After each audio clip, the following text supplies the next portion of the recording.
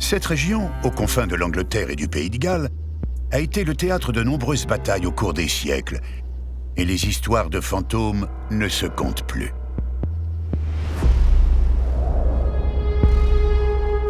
Sal Masekela et l'historien Davis Mills Daniels suivent la piste du dernier mangeur de péché d'Angleterre, un homme dont le rôle était de débarrasser les morts de leurs péchés et la terre de leurs fantômes. Voici la pierre tombale de Richard Munslow. Il est vraiment enterré ici? Oui, ici même. C'est le dernier mangeur de péché. Il avait de la famille. Ce sont ses enfants? Oui. 4 enfants. Ça le rend un peu plus humain. C'est vrai.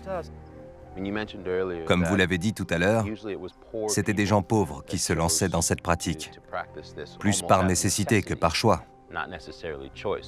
Munslow était un fermier, un père de famille. Apparemment, tout lui réussissait. Pourquoi a-t-il fait ce choix? Oui, c'est une décision curieuse, surtout pour quelqu'un comme Munslow. Il aurait, semble-t-il, été motivé par la mort brutale de ses enfants. 3 des jeunes enfants de Munslow sont tombés malades et sont morts en 1870 en une seule semaine. Selon Davis Daniels, Munslow a peut-être établi un lien entre son drame personnel et l'idée que des péchés non pardonnés pouvaient hanter son village. Ils craignaient tous que les âmes des morts reviennent les hanter. Le rôle du mangeur de péché consistait à préserver la société des conséquences des péchés.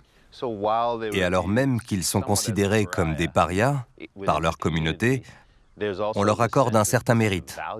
Exactement. Le Christ a endossé les péchés de l'humanité, mais il a fallu qu'il meure. De la même manière, Munslow a accepté la damnation.